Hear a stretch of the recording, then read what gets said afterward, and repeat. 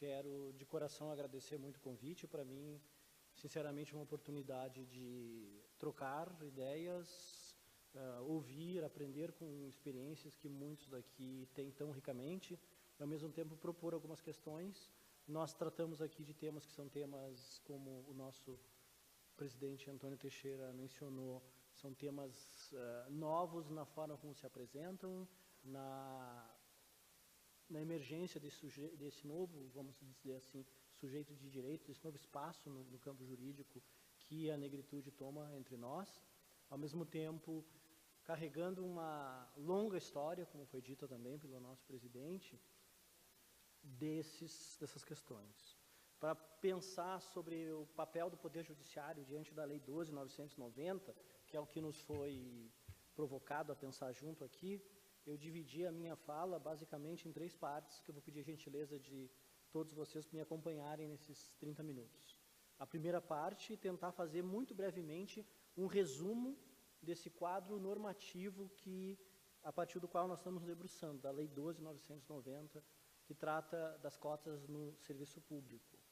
A segunda parte, depois de feito esse resumo, esse panorama normativo, elencar pelo menos algumas tarefas e alguns desafios que o Judiciário e o Ministério Público, basicamente vou pensar no Judiciário pela minha experiência de vida, tem diante desse quadro normativo. E na terceira parte, eu vou me propor a abrir um diálogo aqui sobre a questão específica da autodeclaração e dos chamados critérios de heteroidentificação diante desse quadro normativo e diante das tarefas e dos desafios do Judiciário a partir da Lei 12.990. Né? Só para me situar um pouco também, eu sou juiz federal desde 94, fazem 23 anos. Nesses 23 anos, tive casos envolvendo discriminação racial em serviços bancários prestados por agências federais. Nesses 23 anos, tive casos envolvendo discriminação racial no setor da improbidade administrativa em faculdades da Universidade Federal do Rio Grande do Sul. Eu atuo no Rio Grande do Sul, atuo em Porto Alegre. Nesses 23, 24 anos de juiz e agora no tribunal, eu acompanhei, dentro da instituição onde eu trabalho, uma grande leva de processos de universidades de toda a região sul do Brasil, discutindo a adoção e implementação de cotas nas universidades públicas e nos institutos públicos federais. Isso ali foi por volta de 2004, 2003. E posso testemunhar para vocês aqui que foram muitos casos, foram centenas e centenas de casos, porque a gente ali concentra as universidades e institutos federais de toda a região sul do Brasil. Toda essa caminhada me foi fazendo cada vez mais estreitar diálogo e colaboração e participação, em primeiro lugar como cidadão e depois como pesquisador do direito e como operador do direito, com grandes setores e grandes lideranças do movimento negro, não só do Rio Grande do Sul, mas de outros lugares do país, e é nesse contexto de troca, de aprendizado e de solidariedade numa luta maior, que é antirracista, que todos nós estamos envolvidos, e por direitos humanos, que eu gostaria de colocar que fosse entendida a minha fala. Nós vamos tratar aqui, nós temos tratado aqui, de manhã foi assim, de temas relativamente novos, sobre os quais há muita polêmica, sobre os quais, inclusive, há uma dificuldade até terminológica, às vezes, de as pessoas se entenderem entre si.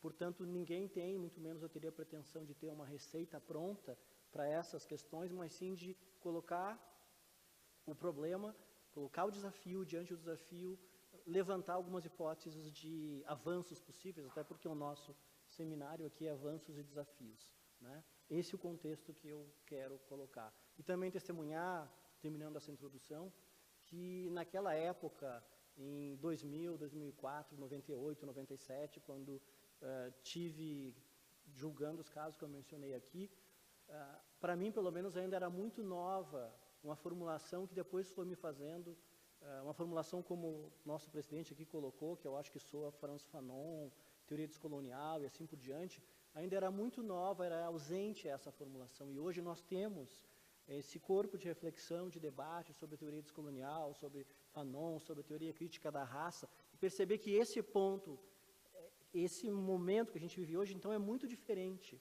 daquele de 20 anos atrás, pelo menos de quem cuida, se preocupa e trabalha em casos envolvendo discriminação racial, como eu coloquei aqui para vocês que tem sido essa trajetória. Então, ao mesmo tempo, é um momento de preocupação, porque, sem dúvida, nós todos queremos que essas políticas avancem, mas, ao mesmo tempo, é um momento, e essas políticas estão em debate, estão em polêmica, há um retrocesso geral no mundo com relação a direitos, né?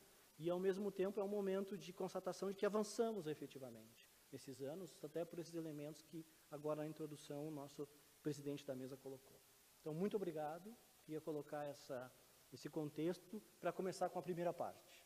Como eu disse, que é uma espécie de muito simples panorama do quadro normativo, pelo menos as peças que eu acho que servem para ajudar a pensar a partir da Lei 12.990. Em primeiro lugar, a missão do Judiciário é aplicar a lei. Essa é a missão do Judiciário. E nós sabemos quanto isso, quando a gente tem uma Constituição democrática e uma legislação democrática, é extremamente importante, especialmente em momentos como os que a gente vive hoje em dia, onde há um retrocesso em muitas áreas sobre muitos direitos e muitas políticas. Diante dessa missão, quais são as referências que a gente tem? Todos nós sabemos, mas só para lembrar. Evidentemente, nós temos a Constituição. A Constituição tem um mandamento explícito antirracista. O mandamento explícito antirracista não só na área criminal, que fala da criminalização do racismo, mas também na área civil, administrativa, educacional, cultural, políticas sociais e assim por diante. A Constituição e a legislação que a gente tem dentro desse mandamento constitucional antirracista que eu estou falando, claramente censura a discriminação direta, a discriminação intencional, e também claramente censura a discriminação indireta, a discriminação institucional, a discriminação sistêmica. E me parece que a maioria dos casos, para começo de conversa, que a gente se depara quando pensa na aplicação da Lei 12.990, diz respeito a isso, ao enfrentamento de uma realidade histórica de exclusão sistemática da população negra do acesso aos concursos públicos, do acesso aos cargos públicos e assim por diante. Bom, a Lei 12.990, nesse quadro, eu pensei 3, 4 elementos só para lembrar, para encadear o meu raciocínio. Então, ela fala, todos nós sabemos, de 20% das vagas. Interessante que a resolução do Conselho Nacional do Ministério Público fala de pelo menos 20%, o que é um pelo menos que faz diferença nesse caso. A Lei 12.990 fala de 20% das vagas. A Lei 12.990, nós todos sabemos, menciona negros como aqueles que se autodeclaram pretos e pardos. Essa é a redação da lei, na sistemática do IBGE. A Lei 12.990 também fala de não exclusão de outras ações afirmativas. Essa modalidade das cotas é uma ação possível, não estão excluídas outras. Depois é interessante, nós temos algumas resoluções, eu vou destacar 2, porque eu acho simbólicas e porque a gente está falando de Judiciário e Ministério Público aqui, que são as resoluções do Conselho Nacional de Justiça para o Judiciário e as resoluções do Conselho Nacional do Ministério Público para o Ministério Público. E temos a orientação normativa número 3, do Ministério do Planejamento, que é muito importante nesse quadro também. Diante disso, né, eu já vou para a minha segunda parte, que é elencar algumas, pelo menos algumas do meio de tantas, tarefas e desafios para pensarmos e para trabalharmos. Certamente, quando a gente pensa no Judiciário, a tarefa primeira, como eu disse, é aplicar a lei, mas não só aplicar a lei. Aplicar a lei dando a máxima efetividade possível para os direitos fundamentais, para os direitos constitucionais, no nosso caso. Isso é a tarefa muito geral e o mais importante. Tarefas mais específicas para o Judiciário, nesse contexto que nós conversamos agora, eu acho que se misturam com os desafios, são as seguintes. Primeiro, o Judiciário tem que se capacitar, enquanto instituição, enquanto seus membros, para perceber a existência do racismo, para perceber as dinâmicas pelas quais o racismo atua, para perceber dinâmicas intencionais, dinâmicas não intencionais, dinâmicas sistêmicas, dinâmicas estruturais, e para percebendo-se tanto a instituição judiciária como um todo, que significa adotar políticas de ação afirmativa, desde os estágios até os concursos para magistrados, e assim por diante, e assumir essa tarefa a partir dos seus indivíduos que se comprometam com essas políticas institucionais. Eu acho que aqui tem a mescla das nossas principais tarefas e nossos principais desafios quando pensamos na aplicação, na efetivação da Lei 12.990 em termos de judiciário. Isso significa bastante coisa, dentre as quais eu gostaria de salientar alguns tópicos. Primeiro, reformar-se internamente do ponto de vista antirracista. Reformar-se internamente, no mínimo, significa a inclusão de pessoas negras nos seus quadros, em todos os níveis, desde os níveis de estágio até os níveis dos magistrados, servidores, peritos, auxiliares da justiça e assim por diante. Isso estabeleceu a obrigatoriedade das cotas nos concursos, a gente vê um caminho possível. A gente sabe que não é uma mágica, que não é uma receita pronta, mas é e muito importante nisso. Reformar-se internamente também não significa só, o que é bem importante, e administrar os concursos de forma produtiva com relação a essas cotas, mas sim também pautar o tema internamente, o tema do antirracismo internamente, que significa, como eu disse, tomar a consciência institucional disso e aplicar medidas institucionais nesse sentido, como, por exemplo, se vê todo um esforço, me parece muito mais absorvido já institucionalmente, e que bom que é, com relação à acessibilidade de pessoas com deficiência. Que bom que esse esforço está sendo absorvido institucionalmente. Queremos que um esforço desse tipo também se dê nessa mesma intensidade, e por que não, com todo respeito, até com uma intensidade maior, dada a urgência e a dimensão do desafio, quando se fala de antirracismo. E, inclusive, enfrentar polêmicas. Polêmicas, aqui eu digo da forma construtiva, como essas que nós estamos conversando, referentes à autodeclaração, critérios de heteroidentificação, comissões, consequências de... Falando disso, então, eu entro na terceira parte, última parte da minha fala, que diz respeito a esse tópico, no bom sentido, específico, que é, diante desse panorama normativo, e diante dessas tarefas e desafios sucintamente colocados aqui, examinar um pouco caminhos que estão surgindo para avançar em termos de autodeclaração, aquilo que eu estou chamando aqui, para simplificar. Eu sei que os termos aqui sempre vão ser polêmicos e podem ser melhorados, mas que eu estou chamando aqui de autodeclaração e critérios de heteroidentificação. Retomando o quadro normativo, agora atento a esse ponto específico. A Lei 12.990, ela fala explicitamente, ela usa o termo explicitamente, nós todos sabemos, autodeclaração. A Lei 12.990 também, todos sabemos, só estou repetindo, fala de negros como aquelas pessoas que se declaram pretos e pardos, nos critérios relativos, e agora é interessante, do meu ponto de vista, me chama a atenção a expressão, cor e raça. Já a separação, a colocar lado a lado cor e raça, nos faz perguntar o que isso quer dizer com cor, o que isso quer dizer com raça, qual é a relação de um elemento com o outro, como se compreender a enunciação de dois e não só de cor, ou não só de raça. Bom, isso já está presente na Lei 12.990, no artigo 2º. Ainda nela, o parágrafo único, esse artigo 2º, fala da possibilidade de uma constatação de declaração falsa. Esse é o termo, nós sabemos, que a Lei 12.990 usa, essa expressão. Constatação de declaração falsa. Quando alguém fala em constatação, evidentemente pressupõe que existam, portanto, critérios externos a essa declaração que podem ser aplicados e podem nos ajudar a entender essa autodeclaração. Critérios de heteroidentificação. A resolução do CNJ, então saindo da Lei 12.290, a resolução do CNJ, a resolução 203 de 2016, no artigo 5º também fala de autodeclaração. A resolução 203 do CNJ basicamente copia a Lei 12.990 sem muito inovar. E ao copiá-la, fala no artigo 5º, parágrafo 2º, de presunção de veracidade. Interessante, tanto quanto eu pude apreender, a Lei 12.290 não usa essa expressão presunção de veracidade. Já a resolução 203 do CNJ usa essa expressão presunção de veracidade, e aí a resolução continua. Presunção de veracidade com possibilidade de constatação de declaração falsa, que é o que está na Lei 12.290. Já a Resolução 170 do Conselho do Ministério Público, ela é bem mais detalhada, digamos assim. Ela, no bom sentido, inova em relação ao texto, se a gente compara com a Lei 12.990 e com a Resolução 203 de 16.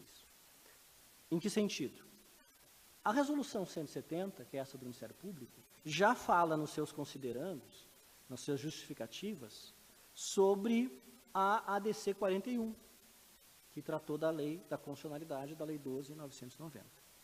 E repete ali nas suas justificativas as expressões utilizadas no julgamento do Supremo da ADC 41, que fala que, além da autodeclaração, estou lendo, podem ser utilizados critérios subsidiários de heteroidentificação, respeitada a dignidade. Isso está dito lá nas justificativas, nas considerandas da Resolução 170 do CNMP. Essa resolução ainda do Ministério Público, no parágrafo 3º, fala que a declaração necessita de confirmação. Vejam que aqui a gente já está dando um passo a mais, né? Nós partimos da auto... Estou só dizendo o que dizem os instrumentos normativos. Nós partimos da 12.990, a autodeclaração com possibilidade de constatação da veracidade. Nós vamos para a resolução do CNJ 203. Fala de presunção de veracidade, com possibilidade de constatação. Vamos para a resolução do MP, a 170. Fala de necessidade de confirmação da autodeclaração mediante comissão, eu estou lendo, necessidade de confirmação mediante comissão, primordialmente no fenótipo, diz a resolução do CNMP, subsidiariamente em outras informações, quando auxiliem a análise acerca da condição de pessoa negra, diz a resolução 170 do CNMP. Ambas, tanto a resolução do CNMP 170 quanto a resolução do CNJ, ao mencionar a comissão, falam que a comissão deve ter diversidade de gênero e cor. E que as deliberações não são necessariamente unânimes, podem ser por maioria. Agora vamos para o último elemento desse relato que eu estou fazendo, que é da orientação normativa 3 de 16, a orientação normativa vinda do Poder Executivo, né, do Ministério do Planejamento, Secretaria de Gestão de Pessoas e Relações de Trabalho. Vejamos, a expressão que a orientação normativa 3 usa é aferição de veracidade. Se a gente vai comparando com aquelas outras que eu fui elencando aqui, já é uma outra expressão, né? Aferição de veracidade.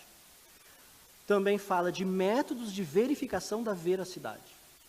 E aí usa no plural, e eu gostaria de explorar aqui na nossa conversa esse plural, usa no plural a seguinte menção: formas e critérios tão somente relacionados a aspectos fenotípicos. Dá ênfase no aspecto fenotípico, e muito interessante, do meu ponto de vista, da minha leitura, usa no plural, chama a atenção que há várias formas, que há vários critérios, não só métodos, critérios a partir dos quais a gente pode se debruçar sobre aquilo que a orientação normativa chama de aspecto fenotípico.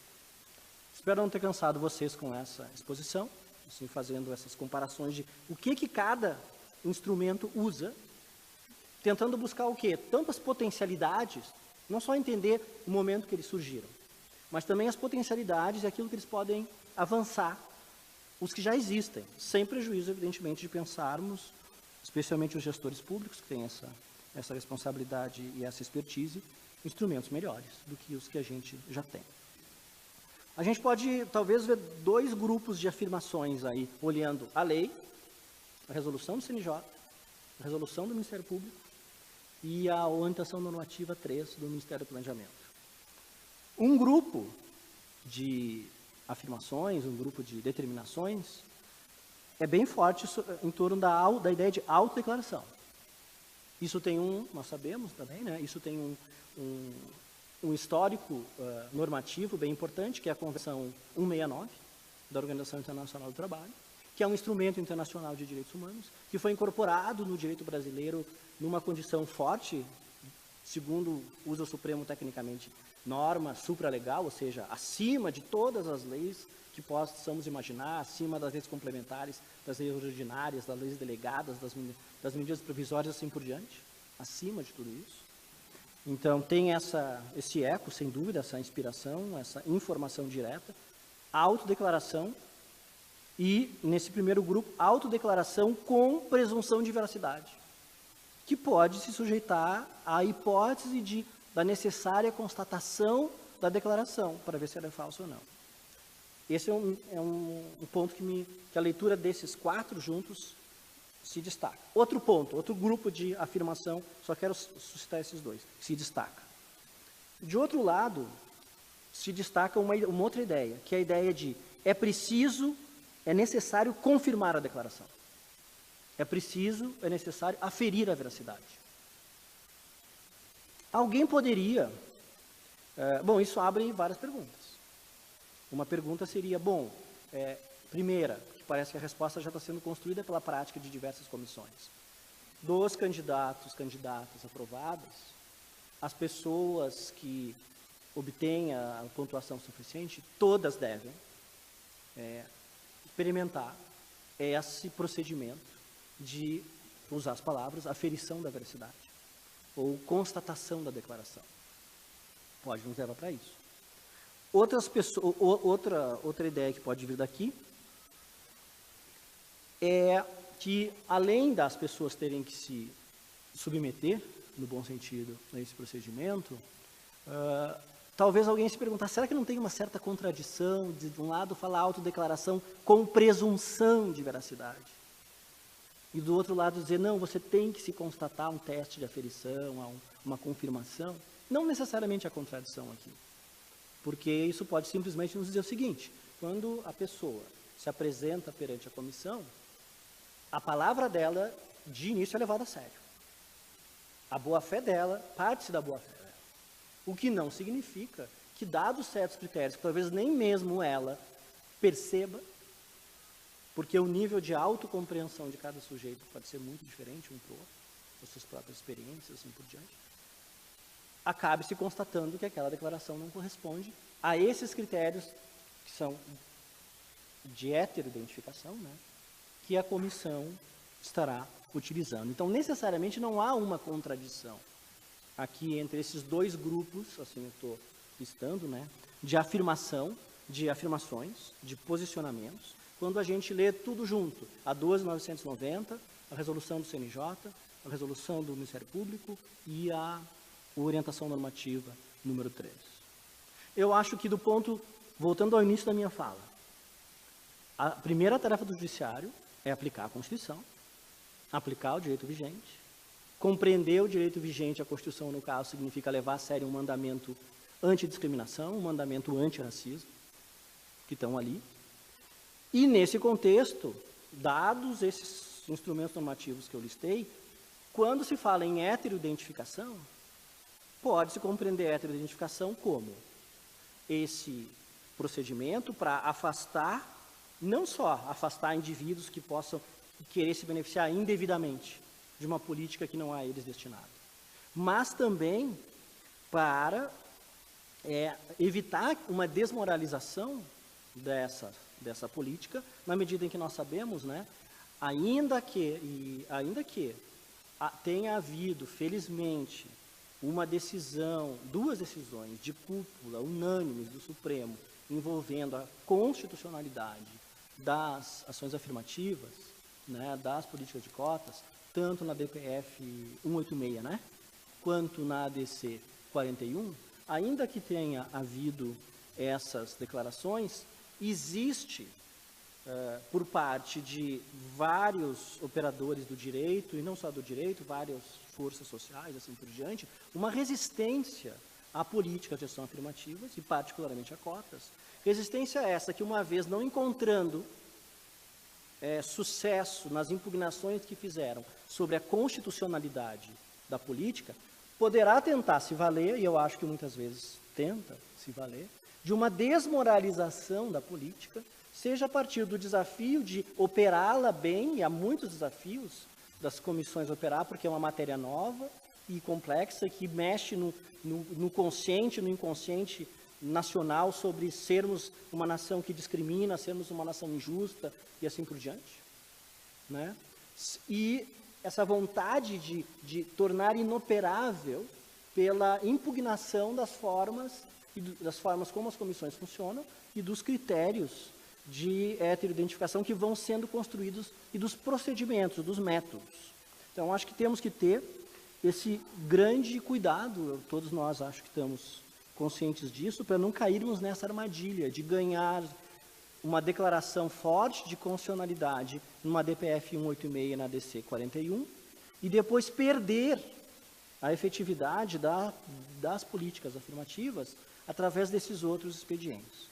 Bom, feito esse esforço que eu estou narrando aqui como esforço de harmonização e fortalecimento de todos esses instrumentos, um do lado do outro, a gente pode se perguntar sobre métodos, né, possíveis, né? Especialmente se a gente se fixar nesse histórico de afirmações que chega lá na orientação normativa 13 e fala tão só o critério fenotípico. Bom, nós sabemos, né, que não há uma verdade objetiva, natural, essencial, eterna sobre o que seja. Não há uma verdade científica sobre o fenótipo, o que é o fenótipo branco, o que é o fenótipo negro, o que é o fenótipo... Não há uma verdade científica.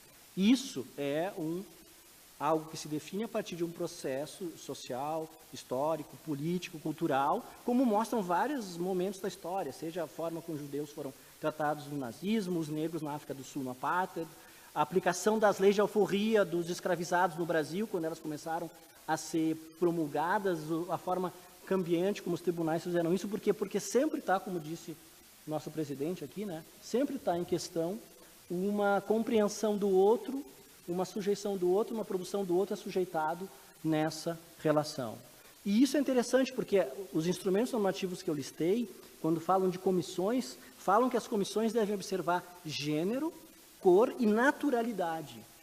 Nós todos sabemos, eu estou reforçando, se averiguar fenótipos fosse algo científico, objetivo, de uma ciência rígida, dura, físico-química, não haveria necessidade de comissões terem essa diversidade de gênero, de cor e de naturalidade. E a naturalidade chama a atenção aqui num país tão grande como o nosso, que tem tantas realidades diferentes do ponto de vista cultural, social, racial, étnico-racial e assim por diante. Daí a experiência de algumas comissões que a gente vê trabalhando ser muito interessante, né? Eu acho que talvez muitas delas estão confluindo, grosso modo, para alguns procedimentos, né? E aqui eu estou falando de uma forma, estou lançando, me perguntando, e para ouvir as experiências das pessoas que estão vivendo isso aqui, que vão me enriquecer e me fazer pensar mais, né? Grosso modo eu digo, chama-se o declarante para expressar a sua declaração, para dizer por que se declarou daquele modo, qual é a sua autocompreensão no mundo, se dialoga com ele sobre essa autopercepção. Esse processo por si só me parece já é um processo de amadurecimento institucional dos membros da comissão e do próprio indivíduo que está ali participando desse processo. Ou seja, e mostra-se, porque está aberto nesse universo normativo que eu mencionei para outros elementos, como a compreensão social, política, cultural do fenótipo, ela também nunca vai deixar de ser contextual, né? Ou seja, aí nós podemos avançar, me parece, no rumo de buscar uma justiça racial, uma consciência antirracista, não só coibindo benefícios indevidos, que evidentemente têm que ser coibidos para não desmoralizar a política e não dar munição para quem quer afirmar a constitucionalidade, mas dizer que é impossível operar, mas sim também para que não se excluam pessoas indevidamente, por incompreensões. E é a questão que vai ser debatida amanhã, a gente estava conversando, especialmente sobre quem é a pessoa parda, que nesses instrumentos legislativos todos, é prevista como também um potencial beneficiário das políticas de ação afirmativa. Eu agradeço muito o convite, sinceramente.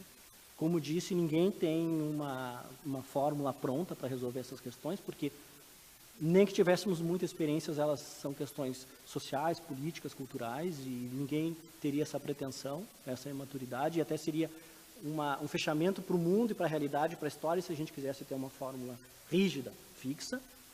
Ao mesmo tempo, espero que essa tentativa de organização de leitura, pelo menos de alguns pontos principais, da lei, das resoluções, da orientação normativa, contrastada com a experiência de algumas comissões que eu tenho tido contato, ajude a gente a avançar. Muito obrigado.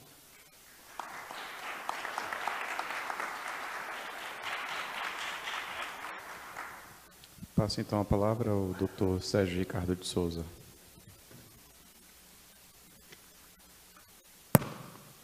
Bem, boa tarde a esse público maravilhoso que aqui se encontra para debater esse tema tão relevante da sociedade brasileira como um todo, e em particular para as pessoas que estão envolvidas diretamente com a questão da educação, com essa questão de direitos humanos relacionada com a inclusão.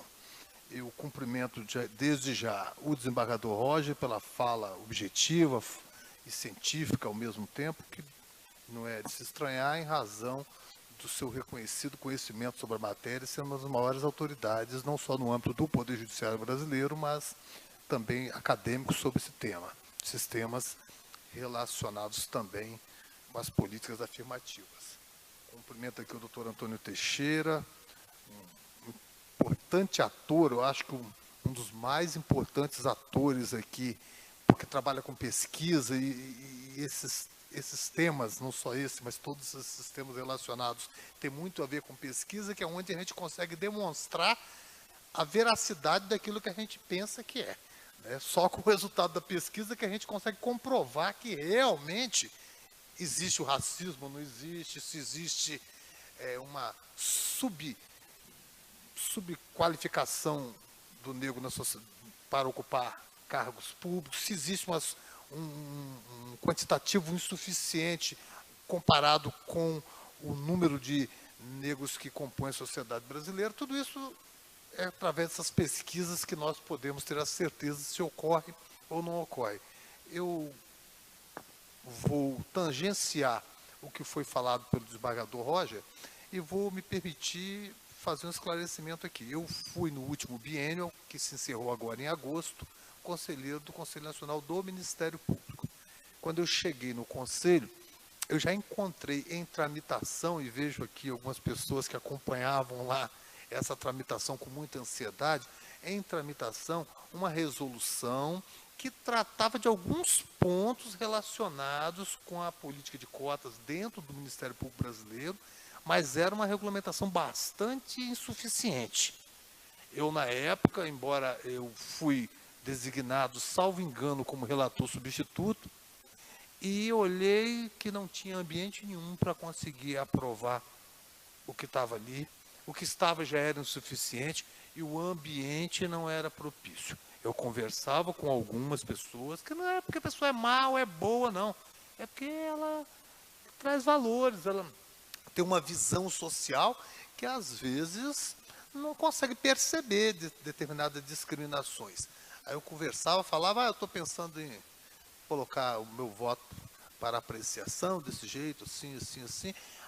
Mas eu não concordo com isso. Você veja, isso é um absurdo, né? Você veja só você, por exemplo. Você usou cotas para chegar aqui? Então não tem discriminação. Quem tem competência vence. Aí eu falei, isso não vai dar em nada, não. Eu estou olhando essa grande expectativa da Educafro e de outras entidades que estavam acompanhando. Isso não vai dar em nada, não. Vamos colocar isso em votação e vamos perder.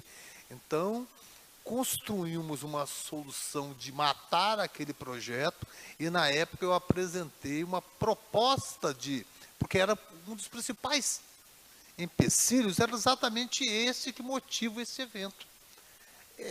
Que também, além da questão da discriminação enrustida, existia também a questão de vários casos em que nas universidades a imprensa divulgava as fraudes e a incapacidade de se controlar essas fraudes de pessoas que se autodeclaravam negras e E durante o curso, os outros alunos descobriam isso, descobriam que aquela pessoa não era negra, e os próprios alunos denunciavam.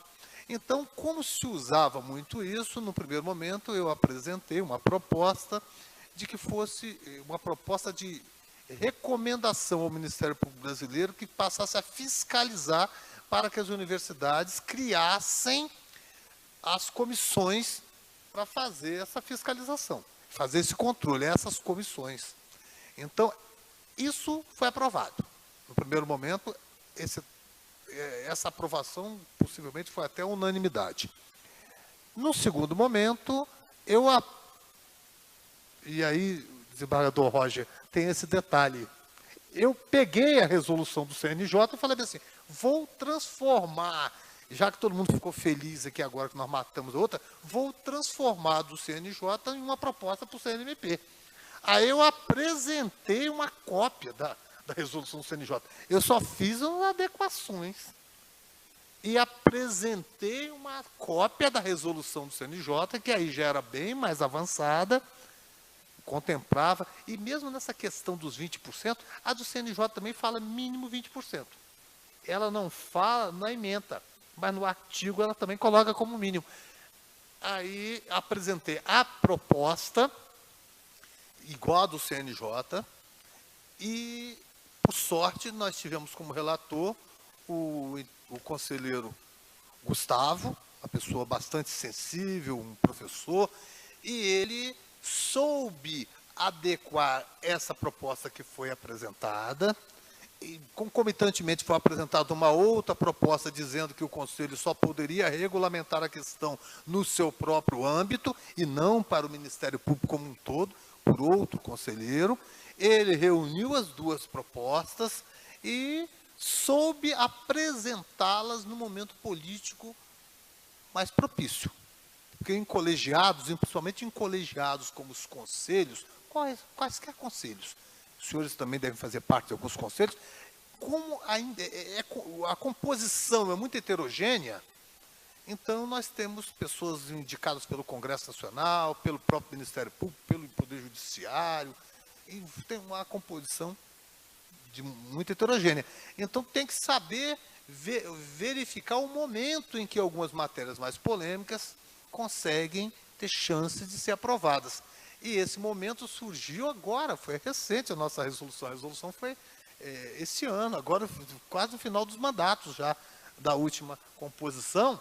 E aí costurou-se, vimos que ainda ia ter dificuldade, aí não teve jeito, mesmo contra os interesses dos grupos de pressão que ali se faziam presentes em várias sessões, dava pena, porque eles vinham de ônibus de São Paulo, alguns, e chegava lá, a coisa não era votada, a gente cobrava, vamos votar. Aí o Supremo julgou a questão, graças a Deus, a questão da constitucionalidade, no caso da lei, e ficou mais fácil, e na semana seguinte foi aprovado.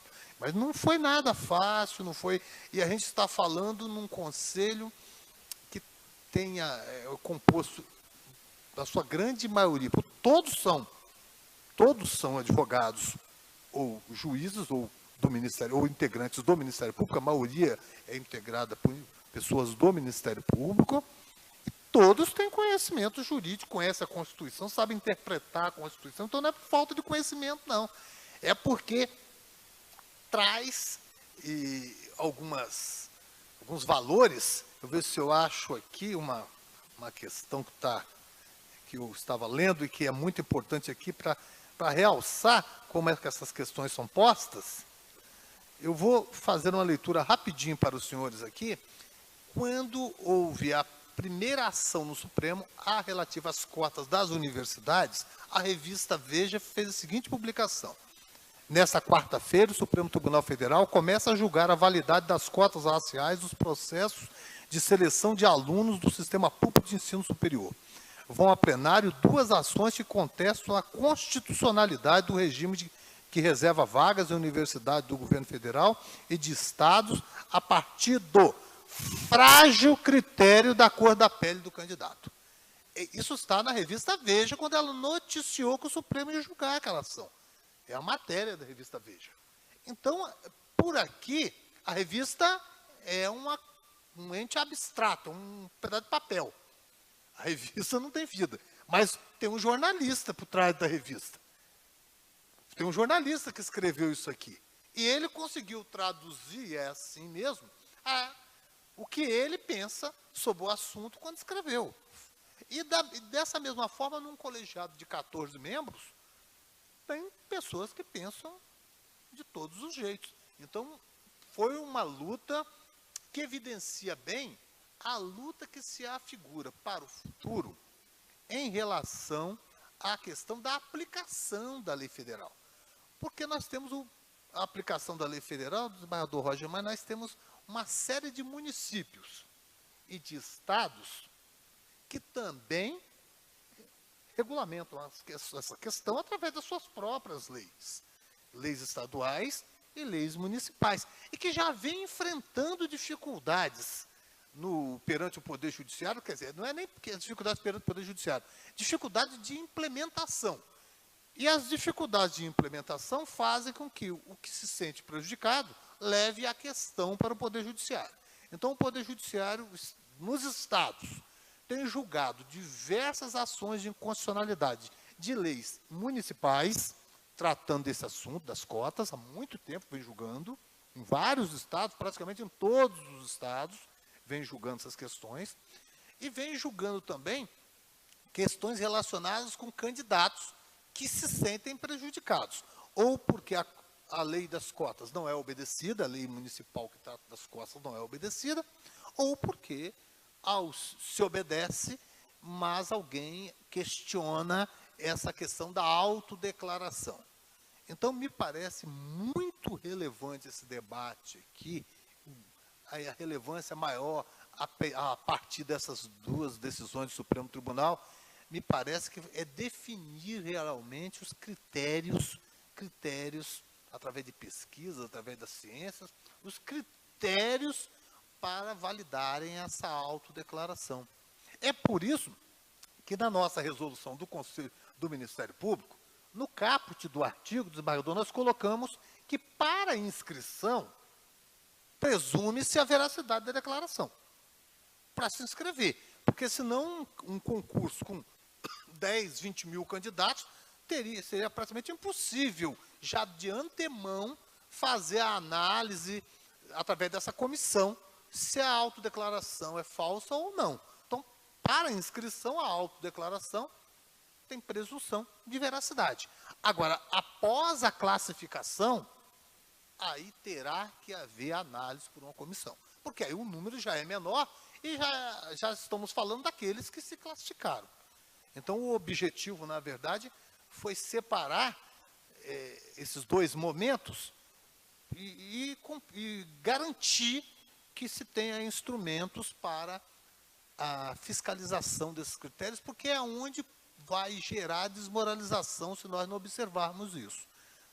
Atualmente, com decisões do Supremo e com um avanço cada vez maior da conscientização, me parece que vai ser menor o problema a partir de uma ideia de discriminação por parte do que está apreciando, do que está interpretando a norma.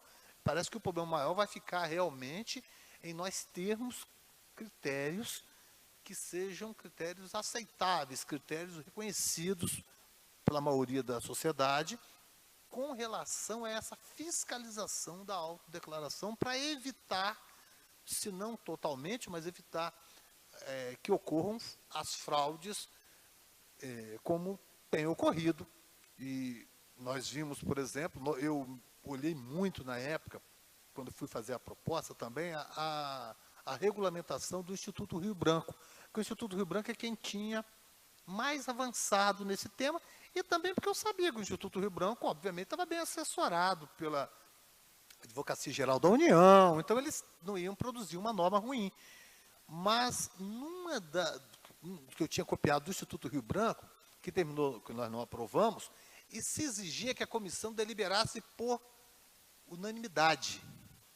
E nós já, quando fomos discutir isso, e antes de discutir, eu cheguei a mandar uma cópia da minha proposta para a Educafro.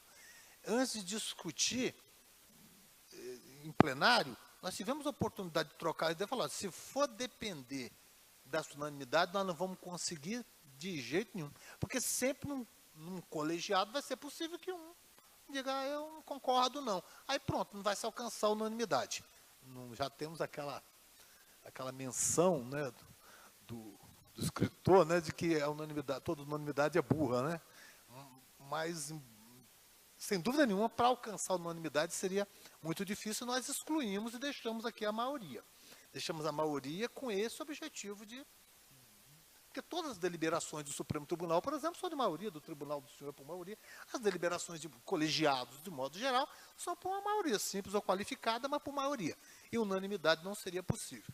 Aí nós construímos esse modelo, seja por maioria, mas entendemos que temos que ter um critério, esse critério não vai depender dos conselhos criarem esses critérios têm que ser científicos, esses critérios para se definir, para se evitar as fraudes.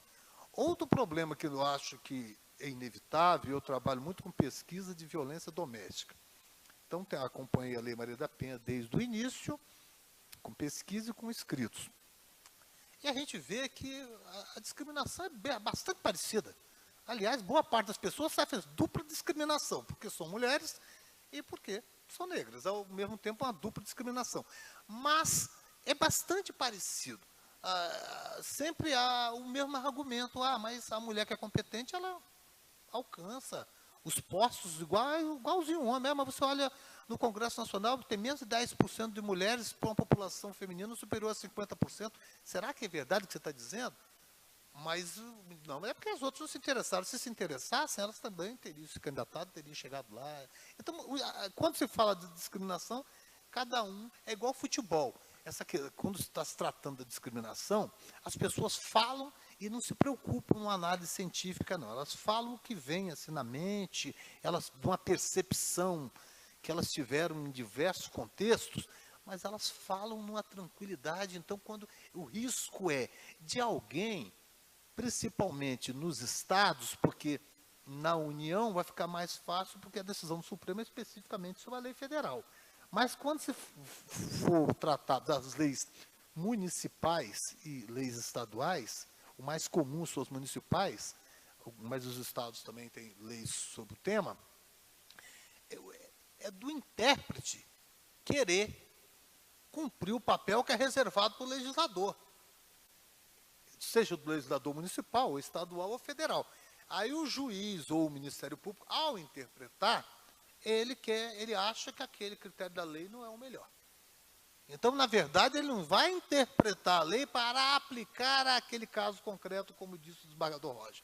Ele vai rediscutir, ele vai querer internamente rediscutir as razões que levaram o legislador a entender que esse percentual de 20%, ou de 20%, em alguns lugares é superior a 20%. No Ministério Público da Bahia, por exemplo, a lei lá foi de 30%. A lei de cotas lá foi 30%, por razões culturais da Bahia, por razões, foi 30%. Então, ele vai querer se imiscuir numa questão que não é dele.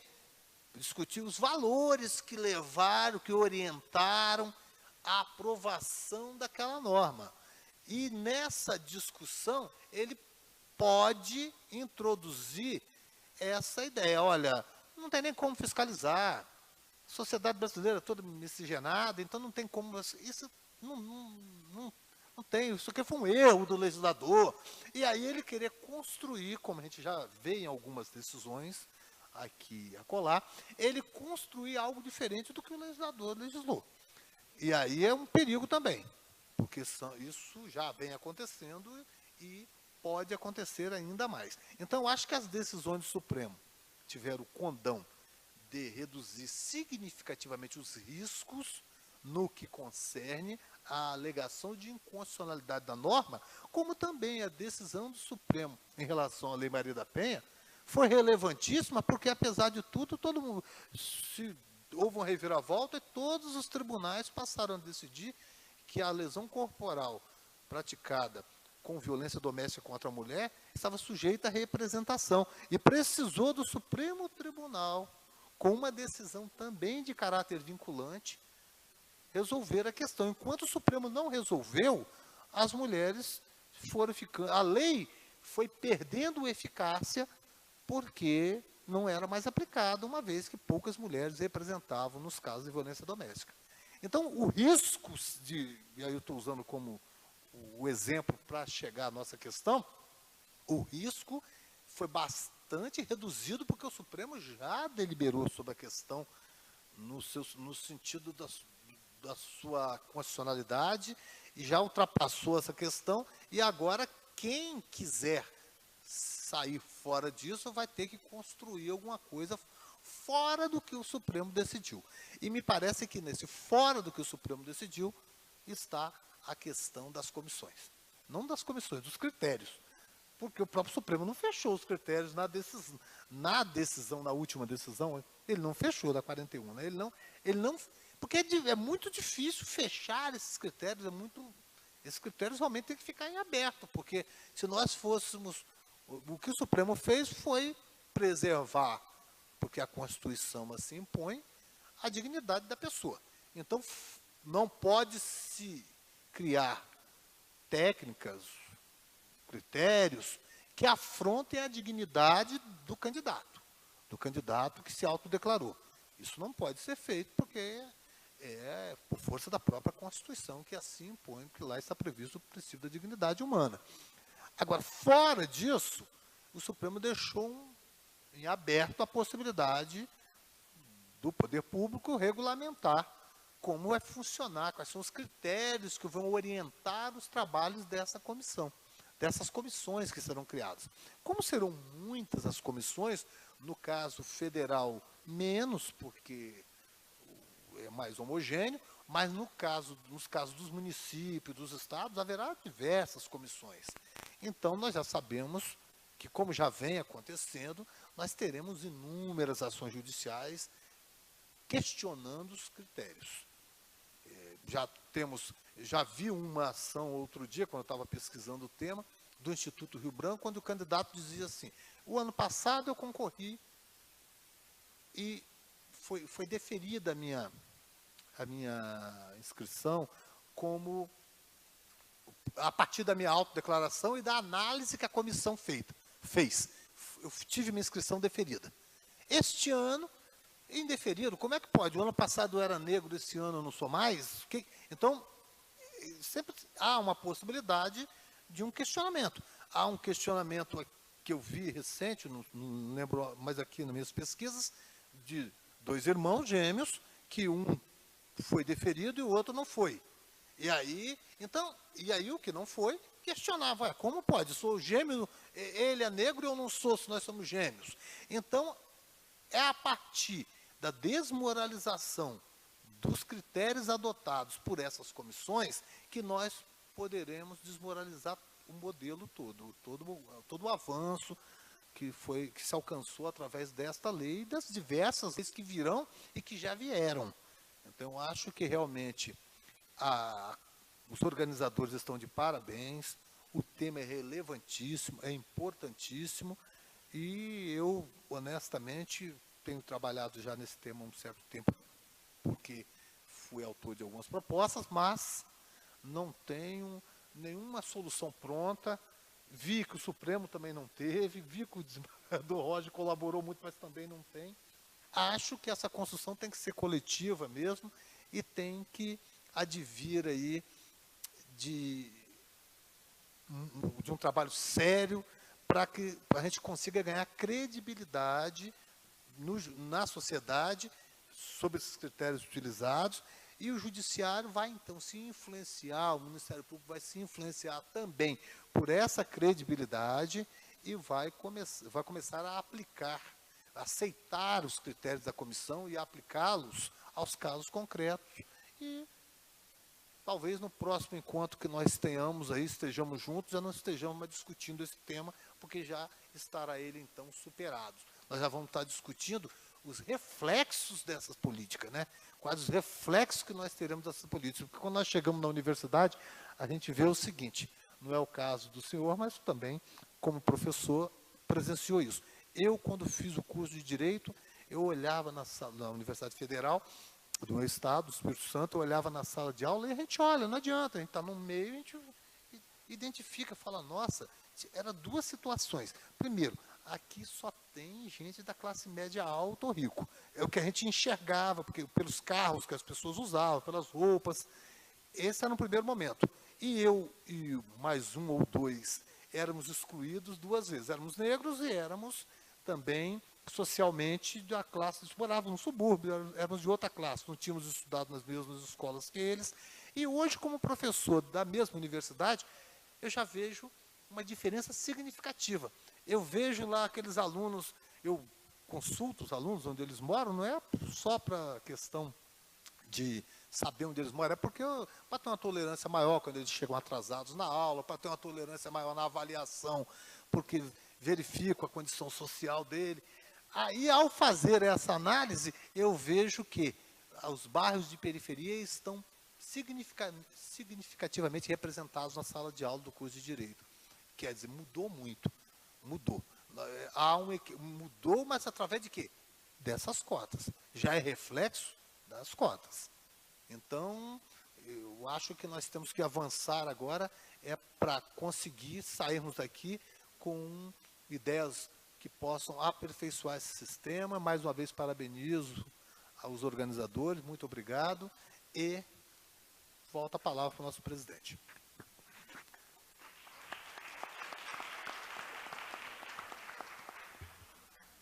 Então, gostaria de agradecer aos dois debatedores pelas palavras que foram pronunciadas. Eu vou passar para a plateia, para as perguntas, mas de antemão eu vou dizer que eu vou ser rigoroso, viu? São 3 minutos, porque eu preciso devolver a palavra para eles e depois para considerações finais. Então, vou pedir um pouco de concisão, tá? Vou pedir também que as pessoas se identifiquem, tá? Antes de falar.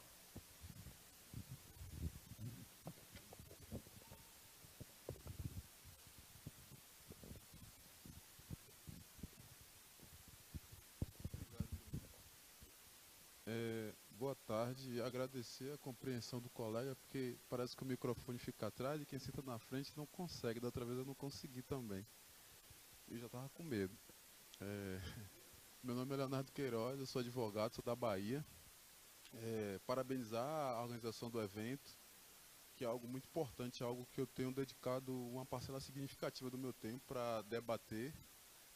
Falar da alegria de ver as palavras do desembargador Roger Halp. Eu não o conhecia, fiquei muito feliz e satisfeito com sua explanação. O Sérgio Ricardo já tinha ouvido falar por conta do Wilton, que sempre falava da sua bela atuação lá no CNMP. E também parabenizar a abertura do mediador, que também trouxe reflexões muito importantes e bastante complexas também. Isso que você tratou dessa forma resumida é algo muito difícil de se compreender. E para falar isso de forma resumida quer dizer que você realmente compreendeu, porque simplicidade é algo que dá muito trabalho, requer muito exercício. Primeiro falar que esse debate sobre as cotas nos concursos, estamos falando sobre vidas. Isso custa a vida das pessoas. Imaginem vocês dois que têm cargos públicos. Se vocês não tivessem conseguido passar nesse concurso, como seria a vida de vocês atualmente? Então, é uma reflexão importante, porque muitos desses negros que estão perdendo a vaga por conta das fraudes, como essas pessoas vão estar daqui a 10, 20 anos? É algo grave. A gente pode estar perdendo vidas. A pessoa pode entrar para marginalidade, desistir, ter subemprego, não poder constituir sua família, realizar seus sonhos. Estamos falando de debater as fraudes, é falar de vidas. Para a gente também ter cuidado com alguns discursos que são falaciosos. Falaciosos no sentido de ser aparentemente verdadeiros. Eu teve, inclusive, na mesa anterior, um que me pareceu bastante falacioso, mas como ele não está presente, eu não vou falar em respeito. Mas acho que quem esteve aqui presente deve entender o que eu estou dizendo. E um desses discursos falaciosos é no que tange a questão da objetividade. Olha, isso é muito subjetivo. Mas onde é que está a objetividade no direito? Onde é que está a objetividade nas ciências humanas? Não há objetividade. Já se discute que não há objetividade nas ciências naturais.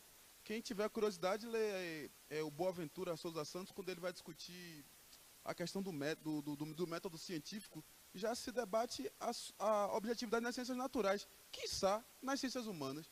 Mas percebam que o discurso da subjetividade só vale quando são para atender interesses de grupos não favorecidos. Porque o direito funciona muito bem e com a própria subjetividade para atender direito das elites. Então, esse é um dos discursos falaciosos, a exemplo de outros que eu tive a... minha avó disse que é melhor ouvir do que ser surdo.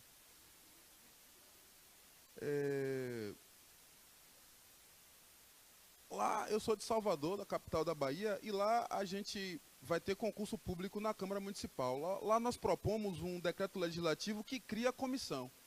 Porque uma das teses das pessoas que são desclassificadas pelas comissões é o fato, eles argumentam o princípio da legalidade. Ora, não existe previsão legal de criação da comissão, logo ela não deve ser aplicada.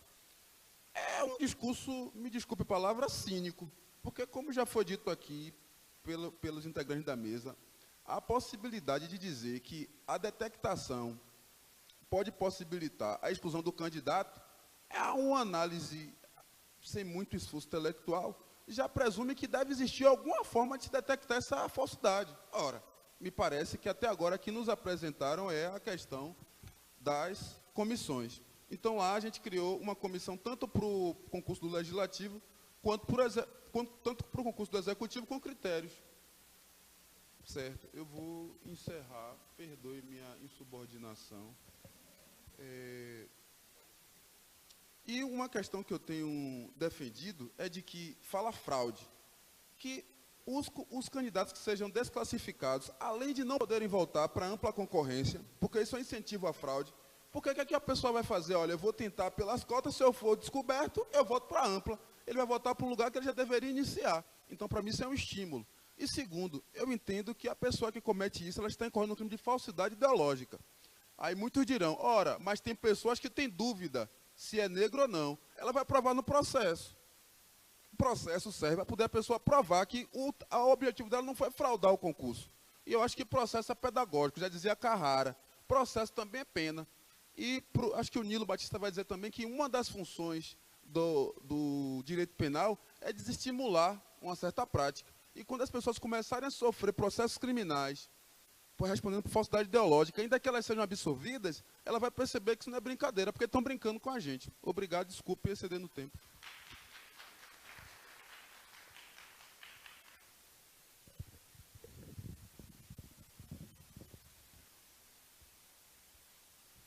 Bom dia, ou boa tarde agora, né? Eu sou Hilton Sacramento, sou perito técnico de Polícia Civil, sou do estado da Bahia.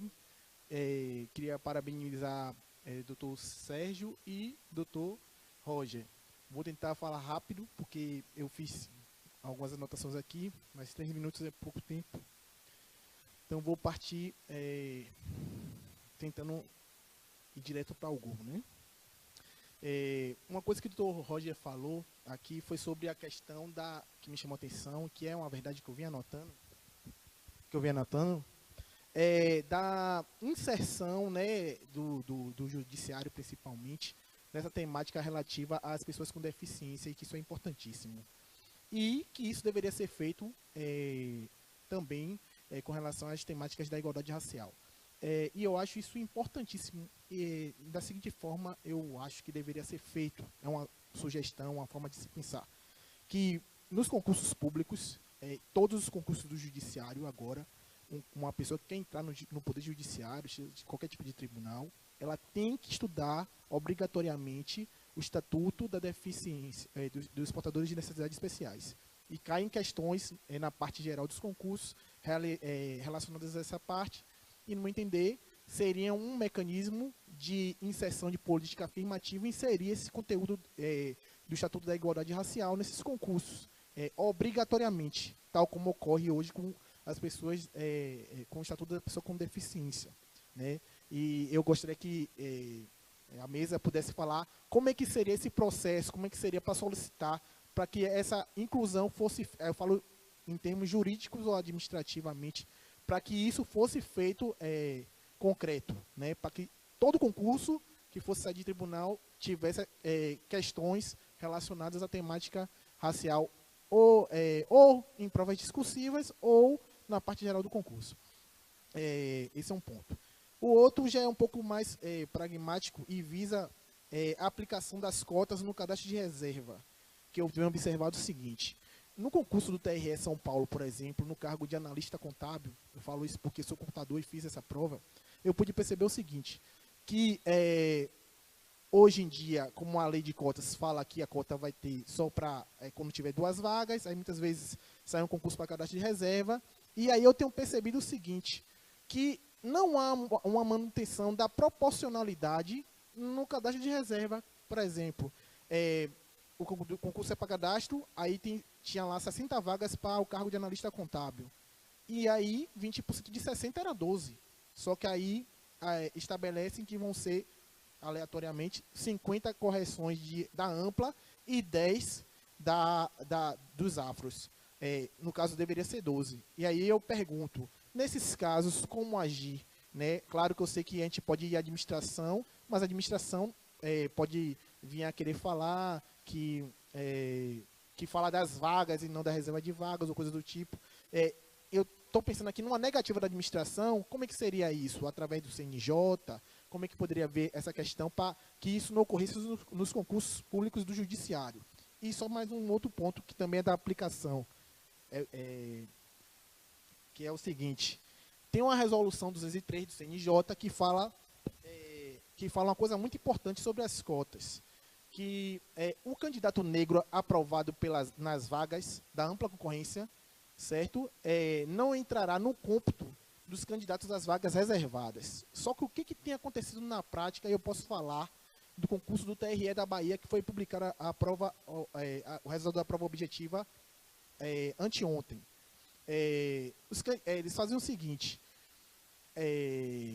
pega o candidato negro que passou pela ampla e computa, ele passou dentro da ampla, e aí ele complementa, eram no caso 19 vagas, 19, e no edital tinha claramente dizendo o seguinte, serão corrigidas 19 redações da ampla e 5 da reserva de vagas, total de correções 24. Aí você vai para a lista, você observa o seguinte, que 4 candidatos que haviam passado pela ampla estavam na lista de reserva de vagas, e apenas um da reserva de vagas. Ele faz um complemento, ao invés de pegar e corrigir os 5 melhores colocados, após aqueles 19. Então, eu queria saber, já em termos de recurso, não ao tribunal, como é que seria feito essa questão aí?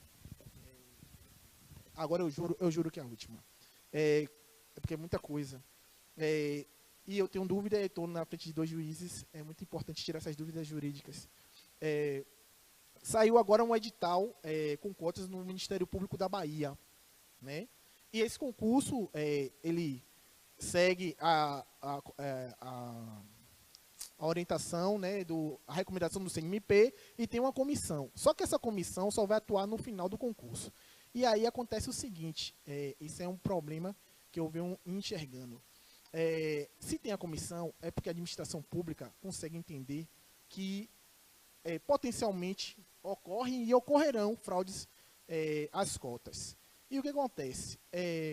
Se essa verificação é feita no final do concurso, vai ter candidatos que vão se autodeclarar, que vão fraudar o concurso, e que não vão ter sua prova corrigida e não vão alcançar o percentual para ser verificado no final do concurso. Então, observe, esse candidato às vezes vem de outro estado, por exemplo, aí ele passou, ele é branco, fez pela cota, se classificou pela cota, teve a prova dele corrigida, mas tirou um percentual que não foi suficiente para ele ser aprovado. Esse candidato não vai sofrer, ele já vai ter fraudado o concurso público, né? E ele não vai ser verificado no final. E ainda que a banca o chamasse, ele não ia se deslocar para, vamos dizer assim, passar pela vergonha de ser eliminado, né? E ocorrer ainda o risco de ser processado pelo Ministério Público.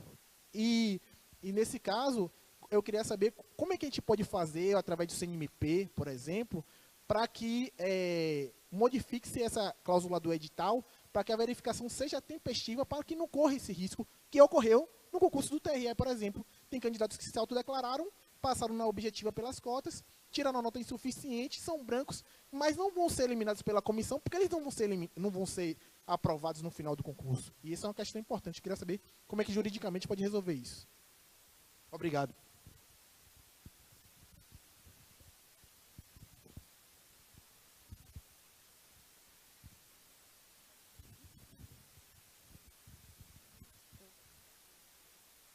Bom, meu nome é Marise Nogueira, eu sou do Itamaraty, participei da banca, de algumas bancas de cotas. Agora, minha formação é em medicina, e nós tínhamos que responder também aos recursos, e os candidatos que não foram reconhecidos como negros.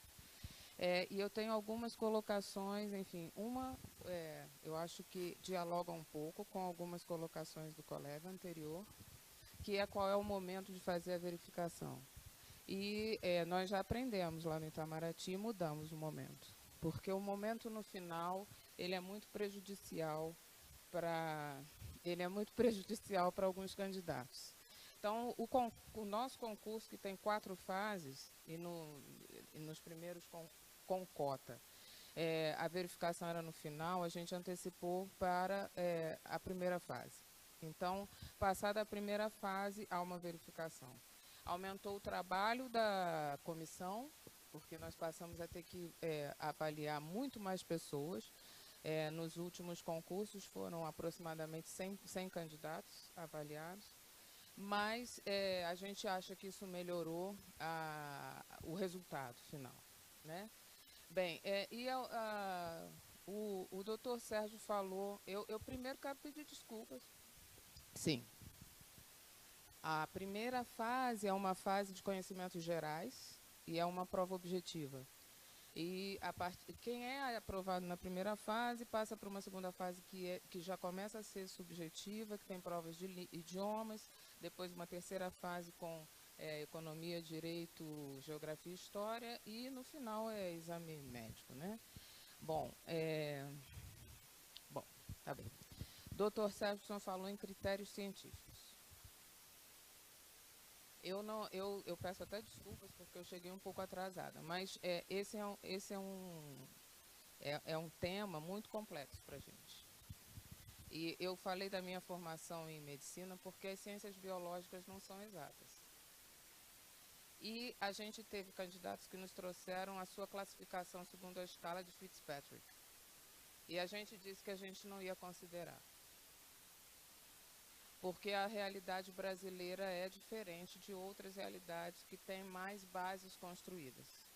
Então, a gente tem sempre baseado as nossas respostas aos recursos no que nós, como brasileiros, temos construído nas ciências sociais, que é o nosso preconceito de cor, que é o nosso histórico todo, que mistura raça e condição social, sim, mas sempre tendo muito presente que a cota é racial. Então, não importa para a gente se o candidato se apresenta e diz eu sou classe média alta. E a gente tem alguns. Mas se ele é negro, ele é negro. E isso é mais importante.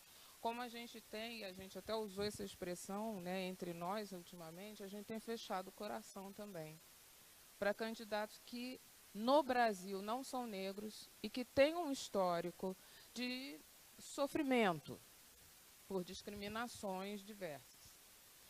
Mas nós temos tido muita dificuldade. A gente usa muito, porque como o acórdão do STF citou a professora Ikeda, que fala de pardo preto, pardo pardo e pardo claro, a gente usa inclusive isso. E a gente já sabe que o nosso problema está nos pardos claros. Porque brancos são pouquíssimos. Ainda que o Itamaraty tenha, né, e eu acho que vocês devem conhecer isso da mídia, tenha tido problema com pessoas que a sociedade brasileira, digamos, em peso, diz que são brancas. Não tem um que diga que o Matias é negro, mas, na grande maioria, nosso problema é com os pardos claros, porque a população brasileira é parda clara. A população brasileira é parda. E a lei nos criou um problema. Quando a classificação do IBGE diz que negros são pretos e pardos. Então, eu gostaria muito de ouvir um pouco mais da reflexão de vocês sobre como a gente também pode aprimorar a letra da lei, e nós sabemos politicamente por que se chegou a esse texto.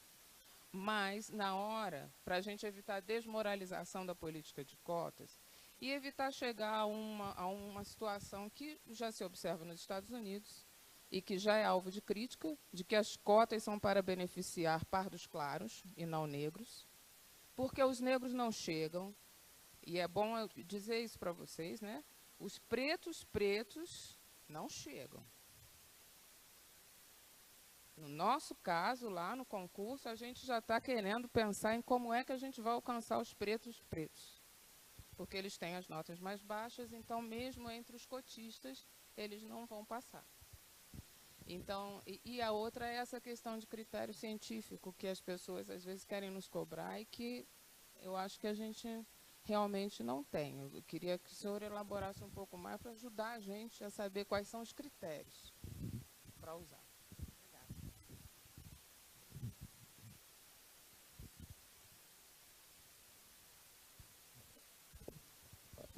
Rapidinho, só vou pedir que vocês sejam realmente breves, porque senão não vai dar tempo deles responderem, tá?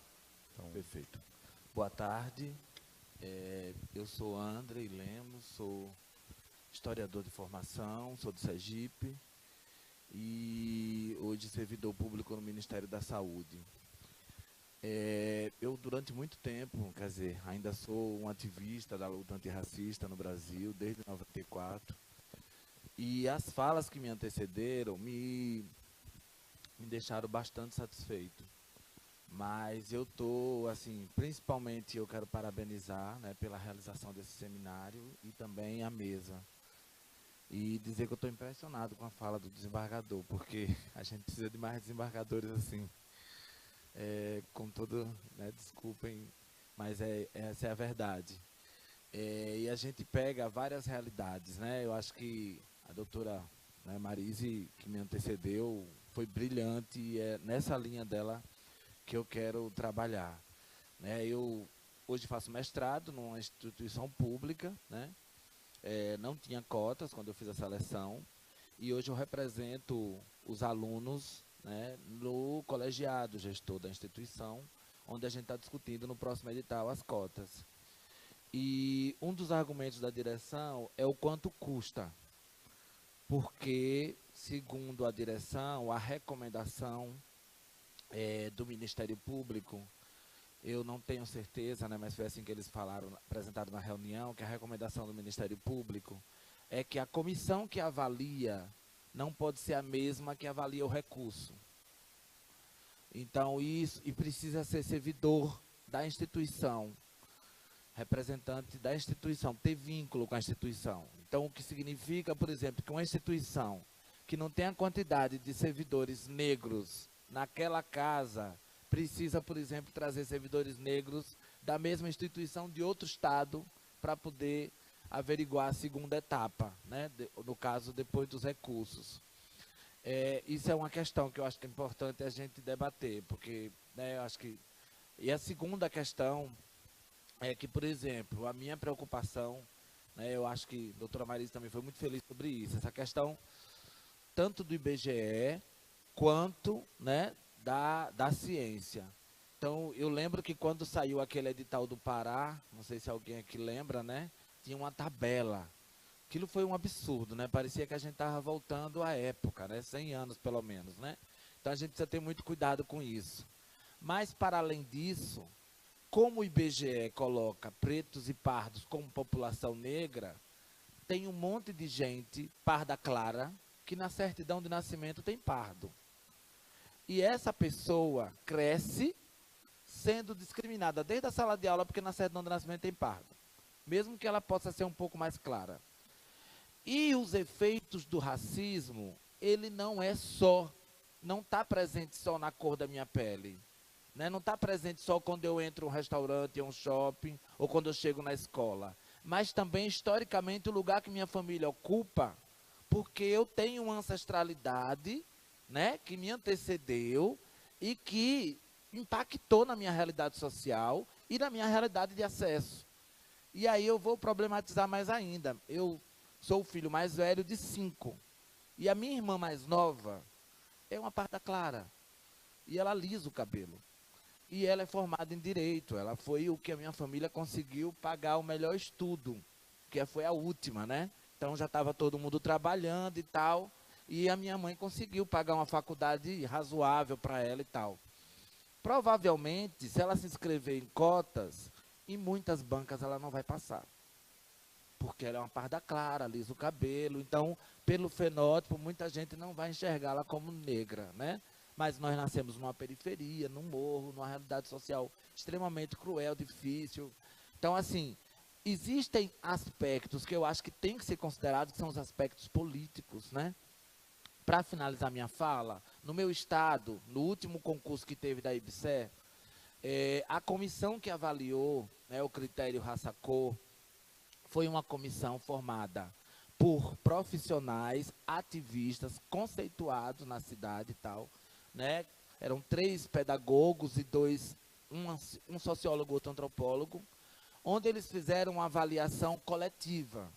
Foi que eles pensaram, botaram todos os candidatos que se diziam negros no auditório, né?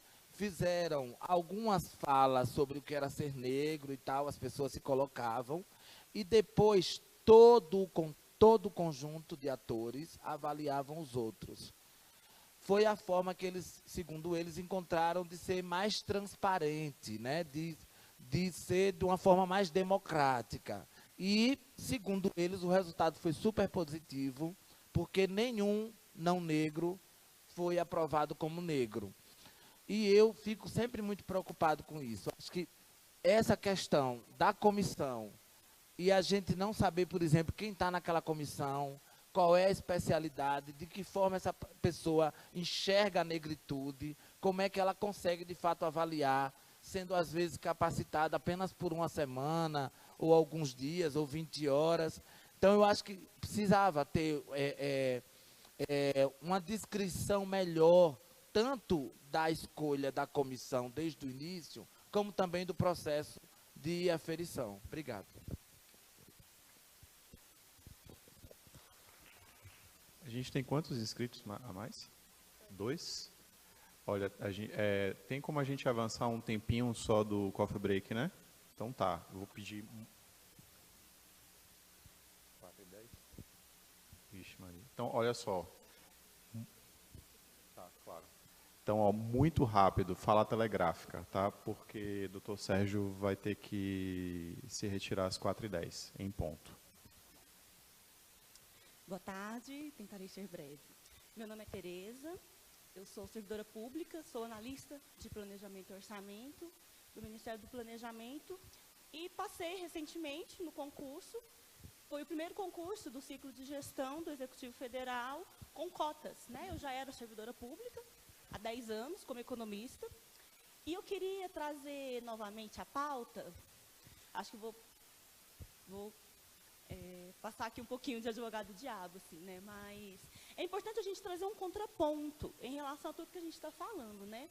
Principalmente, eu acho que é ser disso que a maior fragilidade hoje da Lei 12.990, sim, é justamente essa subjetividade e o poder da comissão, né, em relação às entrevistas. E eu quero trazer um caso muito prático, agora, bem concreto, do meu concurso, que a gente passou agora. Eu quero trazer também a fala aqui da Marise, que ela foi muito cirúrgica, né? Ela foi muito pontual em relação aos pardos claros, né? Em relação aos pardos pretos.